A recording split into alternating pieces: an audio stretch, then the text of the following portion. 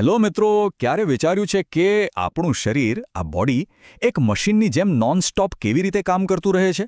સૂતા હોઈએ કે જાગતા, એ ચાલતું જ રહે છે.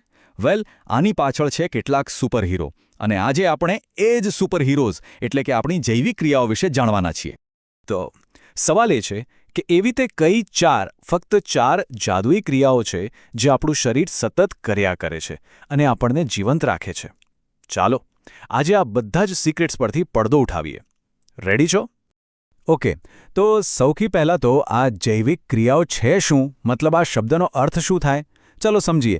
એકદમ સિમ્પલ ભાષામાં કહું તો સજીવોને જીવતા રહેવા માટે અને અંદર જે પણ તૂટફૂટ થાય એને રિપેર કરવા માટે જે પણ કામ કરવા પડે છે ને, બસ એ બધી જ છે જૈવિક ક્રિયાઓ. તો આપણી સુપર હીરો ટીમનો પહેલો મેમ્બર પોષણ. વિચારો, કોઈપણ ગાડી પેટ્રોલ વગર ચાલે ખરી? ના ચાલે, રાઈટ? બસ એ જ રીતે આપણા શરીરને પણ ચાલવા માટે એનર્જી એટલે કે ઊર્જારૂપી ફ્યુલ જોઈએ, અને એ આપણને ક્યાંથી મળે છે? પોષણથી. અને જો પોષણ કેટલું સરળ હોઈ શકે એ જોવું હોય ને, તો આ અમીબાને જુઓ. આ એનું બેસ્ટ ઉદાહરણ છે. એને ખાલી ખોરાક દેખાયો એટલે એ તરત જ એની આસપાસ પોતાના ખોટા પગ ફેલાવે છે, અને બસ ખોરાક અંદર. આનાથી વધારે સિમ્પલ શું હોઈ શકે, નહીં? તો આખી પ્રોસેસને આપણે 3 સિમ્પલ સ્ટેપ્સમાં વહેંચી શકીએ. સ્ટેપ 1, ખોરાકને પકડવો, જેને કહેવાય ગ્રહણ. સ્ટેપ 2, એને તોડીને પચાવવો. અને સ્ટેપ 3, જે વધારાનો કચરો છે એને બહાર કાઢી નાખવો, એટલે કે ઉત્સર્જન. સિમ્પલ. પણ આપણા શરીરમાં એટલે કે મનુષ્યમાં આટલું બધું સિમ્પલ નથી હોતું. આપણું પાચનતંત્ર તો જાણે એક મોટી જટિલ ફેક્ટરી છે. તમે વિચારો, મોંથી શરૂ થઈને અન્નનળી, જઠર અને પછી આંતરડા સુધી કેટલી લાંબી અને જટિલ પણ એટલી જ અદ્ભુત પ્રોસેસ છે. અને તમને ખબર છે આ ફેક્ટરીનો પહેલો હીરો કોણ છે? એ છે આપણી લાળમાં રહેલો એમાઇલેઝ નામનો ઉત્સેચક. જેવું આપણે રોટલી કે ભાત જેવો સ્ટાર્ચવાળો ખોરાક ચાવીએ ને, એ તરત જ એનું શર્કરામાં એટલે કે શુગરમાં રૂપાંતર કરવાનું શરૂ કરી દે છે. મતલબ પાચનની શરૂઆત તો પેટમાં નહીં પણ મોઢામાં જ થઈ જાય છે. ઓકે, તો પોષણથી આપણને ફ્યુલ તો મળી ગયું, બરાબર? પણ એ ફ્યુલમાંથી એનર્જીને વાપરવા લાયક કેવી રીતે બનાવવી? ગાડીમાં પેટ્રોલ તો નાખી દીધું, પણ એન્જિન ચાલુ કરીને એને વાપરવું તો પડે ને. બસ એ કામ કરે છે આપણી બીજી સુપર ક્રિયા, શ્વસન. જુઓ, જ્યારે આપણે શ્વાસ લઈએ છીએ ત્યારે ઓક્સિજન નાક વાટે અંદર જઈને સીધો ફેફસા સુધી પહોંચે છે. આ જાણે ઓક્સિજન માટેનો એક સ્પેશિયલ હાઈવે, એક રાજમાર્ગ છે. અને આ રાજમાર્ગની છેલ્લી મંજિલ કઈ? ફેફસામાં આવેલી પેલી નાની નાની ફુગ્ગા જેવી રચનાઓ, જેને આપણે કહીએ છીએ વાયુકોષ્ઠો. અને દોસ્તો, અસલી જાદુ, અસલી ખેલ તો અહીં જ થાય છે. આ વાયુકોષ્ઠોમાં જ ઓક્સિજન સીધો લોહીમાં ભળી જાય છે, અને લોહીમાં જે નકામો કાર્બન ડાયોક્સાઇડ છે એ શ્વાસ વાટે બહાર ફેંકાઈ જાય છે. લેવડ દેવડ, એકદમ પરફેક્ટ એક્સચેન્જ. સારું, ઓક્સિજન લોહીમાં આવી ગયો, ખોરાક પચીને લોહીમાં આવી ગયો.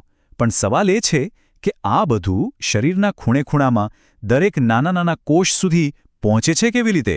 એના માટે આપણી પાસે છે એક જબરદસ્ત ટ્રાન્સપોર્ટ સિસ્ટમ, આપણું વહનતંત્ર. અને આ ટ્રાન્સપોર્ટ સિસ્ટમનો કેપ્ટન કોણ છે? આપણું પોતાનું હૃદય. એક એવું નોનસ્ટોપ પંપ જે જન્મથી લઈને મૃત્યુ સુધી 1 સેકન્ડ માટે પણ આરામ કરતું નથી. બસ ધક ધક ધક આખા શરીરમાં લોહીને પહોંચાડતું જ રહે છે. અને આપણી આ સિસ્ટમ કેટલી સ્માર્ટ છે ખબર છે? આને કહેવાય બેવડું પરિવહન. એને તમે શહેરની BRTS બસ જેવું સમજી શકો. એક રૂટ પર ખાલી ઓક્સિજનવાળું એટલે કે શુદ્ધ લોહી જાય, અને બીજા રૂટ પરથી કાર્બન ડાયોક્સાઇડવાળું એટલે કે અશુદ્ધ લોહી પાછું આવે.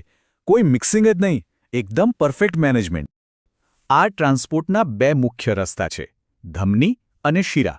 યાદ રાખજો, ધમની શુદ્ધ લોહીને હૃદયથી દૂર લઈ જાય છે, એટલે એની દિવાલ જાડી અને મજબૂત હોય છે.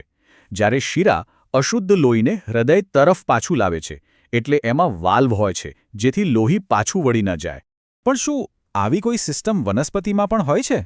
હા, બિલકુલ હોય છે.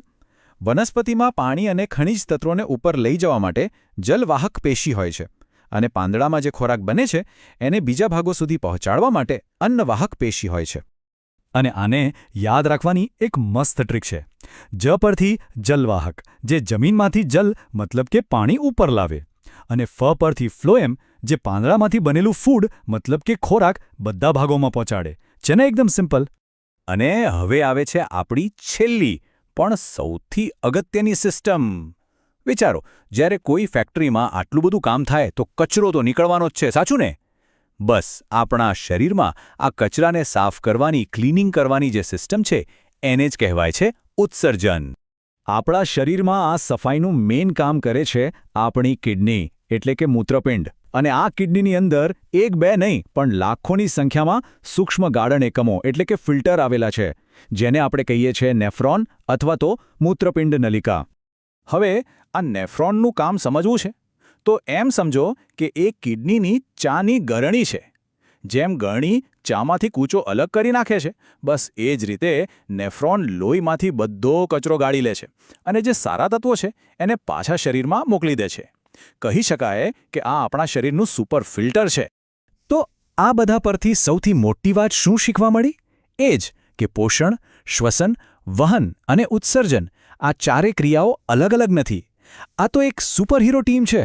એક વગર બીજી અધૂરી છે અને આ ચારે જ્યારે સાથે મળીને કામ કરે છે ત્યારે જ જીવનનો જાદુ શક્ય બને છે. તો ટૂંકમાં આ 4 પ્રક્રિયાઓ જ આપણા જીવનનો આધાર છે. અને મને આશા છે કે હવે તમે બધા આપણા શરીરના આ સુપરહીરોને વધુ સારી રીતે સમજી ગયા હશો. હવે તમે પણ આ વિષયના માસ્ટર છો. ફરી મળીશું આવા જ કોઈ બીજા રસપ્રદ વિષય સાથે. ત્યાં સુધી શીખતા રહો.